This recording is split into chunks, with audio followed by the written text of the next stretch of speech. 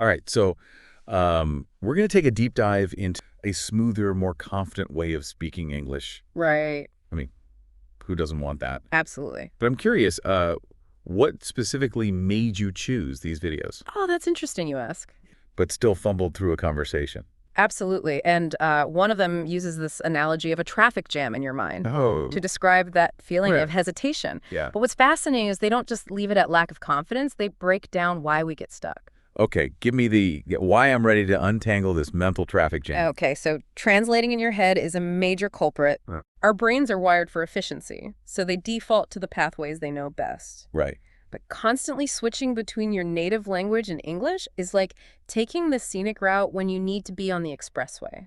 So how do we switch to the Fluency Expressway? Right. I'm guessing thinking in English is the key. Exactly. But that feels so daunting.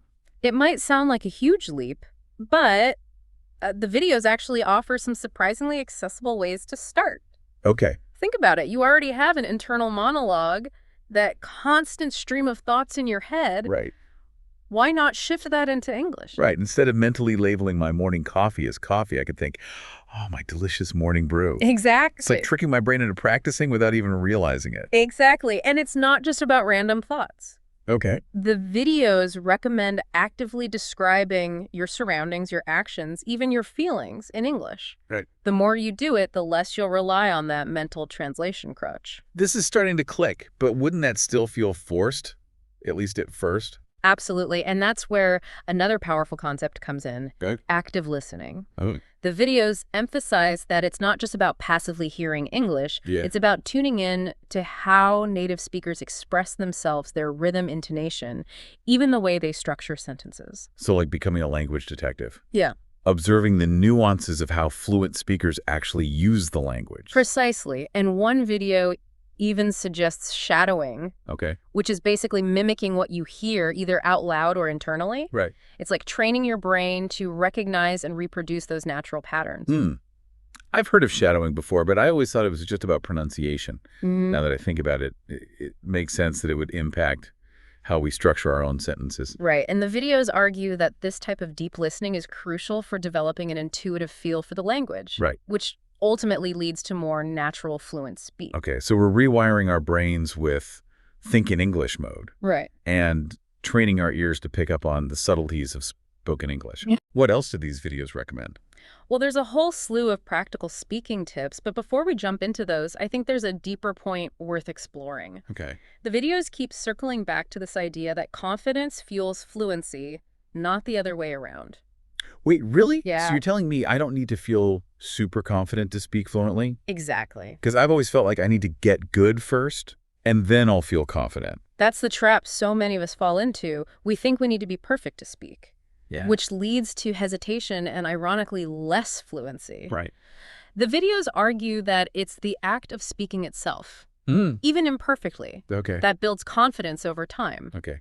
That's kind of a mind-blowing concept. But how do we actually break out of that fear of making mistakes cycle? Because I'll be honest, the idea of sounding silly definitely holds me back sometimes. Yeah, and that's perfectly normal. Okay. The videos acknowledge that discomfort is part of the process, but they encourage us to reframe it Okay. instead of seeing mistakes as failures. They suggest viewing them as valuable feedback, Right. as stepping stones on the path to fluency. I like that it's taking the pressure off needing to be perfect right from the start. But how about the comparison game? Oh, yeah. It's so easy to feel discouraged when you see others speaking English effortlessly. That's why the videos emphasize focusing on your own progress, not comparing yourself to others. Right. They even suggest recording yourself speaking over time Yeah. to track how far you've come. That's a really clever idea. Yeah, It shifts the focus from external comparisons to your own personal growth. exactly. It's like, hey, I might not be perfect, but I'm definitely better than I was a month ago. Exactly. It's about celebrating those small wins, those moments where you realize, wow, I just expressed myself clearly and confidently in English. Yeah. Those are the building blocks of true fluency. This is already giving me so much to think about. Good. So we've talked about rewiring our brains, active listening, and building confidence through practice. Mm-hmm. What specific speaking tips do the videos recommend? Well, one that really resonated with me, and it might seem counterintuitive, is the power of using simple sentences. Hold on, simple sentences. Yeah. But I thought the goal was to sound more sophisticated. You know, More like a native speaker. That's where we get tripped up. Hmm. The videos actually argue that using complex grammar can hinder fluency, especially when you're starting out. Okay. Think about it. When you overthink sentence structure, you're more likely to hesitate to lose your train of thought. That's so true. Yeah. I've definitely had moments where I've tried to construct some elaborate sentence in my head, and by the time I get to the end, I've completely forgotten what I was trying to say. Exactly. And the beauty of simple sentences is they force you to focus on the core message to communicate clearly and directly. Okay. Plus, you're less likely to make grammatical errors, Right. which further boosts your confidence. Okay. I'm starting to see the light, simple sentences. Clear communication. Less pressure. Exactly. I like it. Less is more. What other practical gems did these videos offer? They highlight the importance of chunking, which is basically breaking down longer sentences or phrases Right. into smaller, more manageable units. Okay. This helps with both comprehension and pronunciation. So instead of trying to say a whole sentence in one breath, you focus on smaller chunks, almost like stepping stones. Exactly. It's like learning a dance routine. Oh, yeah. You wouldn't try to learn the entire routine at once. Right. You'd break it down into smaller steps, practice them individually, and then gradually put them all together. That's a great analogy. Yeah. It makes the whole process seem less overwhelming. Right. It's about mastering the smaller pieces and then building from there. What about pronunciation? Uh-huh. Did the videos delve into any specific techniques for that? They touched upon the idea of minimal pairs, Okay. which are words that differ by just one sound, Okay. like ship and sheep or rice and lice. Right. By focusing on these subtle differences, you train your ear and your tongue to produce those sounds accurately. I've heard of those before, but I always found them a bit tedious. Yeah. But I guess if you're struggling with specific sounds, it makes sense to really zero in on those, right? Right. And the key is to not get bogged down in technicalities. Okay. It's about finding those sounds that trip you up personally Yeah. and focusing on improving those. The videos also emphasize the importance of listening to and imitating native speakers. Which brings us back to that active listening idea we discussed earlier. Exactly. But is just listening enough? I mean, how do you actually integrate those nuances into your own speech? That's where recording yourself comes in. The videos stress the importance of listening back to your own voice. Yeah. Not to criticize, but to objectively assess your pronunciation, pacing, and intonation. Right. You can be a real eye-opener. I've tried recording myself before, Yeah. and it can be a bit cringeworthy at first. Yeah. But I have to admit, it's incredibly helpful. Yeah. You suddenly become aware of those little quirks or habits that you never noticed before. Exactly. And it's not just about identifying areas for improvement. Right. It's also about tracking your progress over time. Yeah. Hearing yourself speak more fluently, more confidently after weeks or months of practice can be incredibly motivating. It's like having concrete evidence of your growth, which Yeah. can be so encouraging, especially when you're feeling stuck or discouraged. Exactly. So we've covered a lot of ground here: thinking in English, active listening, simple sentences, chunky minimal pairs, recording yourself. It's like a whole fluency toolkit. It is. And what I appreciate about these videos is that they emphasize that there's no one-size-fits-all approach to fluency. It's about finding what works for you, experimenting with different techniques, and developing your own personalized learning strategy. That's such an important point. We all have different learning styles, different strengths and weaknesses. Exactly. And sometimes it takes a bit of trial and error to figure out what clicks for you. Absolutely. And the key is to not get discouraged if one technique doesn't work for you. Right. There are so many options out there. Yeah. Yeah. So keep exploring and experimenting until you find those that resonate with your learning style. Speaking of experimenting, one of the videos mentioned a spontaneous speaking challenge, Oh, yeah. which sounded both terrifying and intriguing. It is a little bit of both. Can you tell me more about that? It's essentially a timed exercise Okay. where you choose a random topic Okay. and just start talking for a set amount of time, usually a minute or two. Okay. The goal is to get comfortable thinking on your feet and expressing yourself in English without overthinking or censoring yourself. Oh, wow. That does sound challenging. It is. But I can see how it would force you to push past those mental barriers and just go for it. Exactly. It's like a workout for your fluency muscles. Right.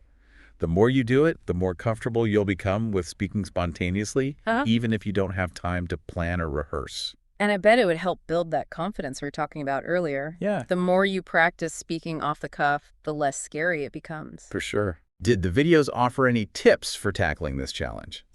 They recommended starting with familiar topics, Okay. things you're passionate about or have a lot to say about. Right, That right. way you're less focused on searching for vocabulary Right. and more focused on simply expressing your thoughts and ideas. That's a good tip. Yeah, It's like starting with a warm-up before diving into the deep end. exactly. Did they mention anything about how to choose those topics? Yeah. Like, should you have a list prepared beforehand or just pick something at random? They actually suggested using random prompts Okay. or even asking a friend to give you a surprise topic. Huh. That element of unpredictability forces you to adapt and think creatively on the spot. That's brilliant. Yeah. It's like simulating those real-life situations where you have to respond to unexpected questions or engage in conversations on unfamiliar topics. Exactly. And the videos also encouraged listeners to record themselves doing the challenge, Right. which I think is crucial. It allows you to analyze your performance, identify areas for improvement, and track your progress over time. It's like turning those spontaneous speaking moments into valuable learning opportunities. Exactly. Instead of just letting them pass by, you're actively reflecting on what worked, what didn't, and how you can improve next time. Precisely. And the beauty of recording yourself is that you can literally hear yourself becoming more fluent, more confident over time. It's like tangible evidence of your growth, Right. which can be incredibly motivating. You know, we've covered a lot of ground, Mhm. and I'm feeling incredibly inspired to put all of this into practice. Oh, good. But before we wrap up, I'm curious, was there anything in these videos that surprised you or maybe challenged your existing beliefs about fluency? Honestly, what surprised me the most was the emphasis on embracing imperfection. I've always been such a perfectionist, especially when it comes to language. But these videos really challenged me to rethink that mindset. It's funny you say that because I had a similar reaction. I think we often get caught up in this idea that fluency means speaking flawlessly without any hesitation or errors. Right. But these videos really highlight the beauty of imperfection, of embracing those stumbles and using them as stepping stones to growth. It's like they're giving us permission to let go of that need for control, Yeah. to be okay with making mistakes, and to focus on progress over perfection. And, you know, thinking back on my own experiences, some of my most rewarding conversations have been those where I wasn't afraid to be vulnerable, to stumble a bit, and to just let the words flow. I completely agree. I think there's something incredibly liberating about embracing imperfection. Yeah. It takes the pressure off, allows us to be more present in the moment, and ultimately makes the learning process more enjoyable. So what does embracing imperfection actually look like in practice? I mean, it's easy to say, don't be afraid to make mistakes, but how do you actually shift that mindset? Well, one thing the video suggests is to focus on the message you're trying to convey rather than getting bogged down in grammar or vocabulary. If you can communicate your ideas clearly, even with a few errors, you're already succeeding. That's a really helpful reframing. It's about prioritizing communication over perfection. And, you know, it reminds me of something I read about how children learn a language. Oh, yeah. They're not afraid to experiment, to make mistakes, to sound silly, Right. and yet somehow they manage to pick it up pretty quickly. That's a great point, and I think there's a valuable lesson there for all of us.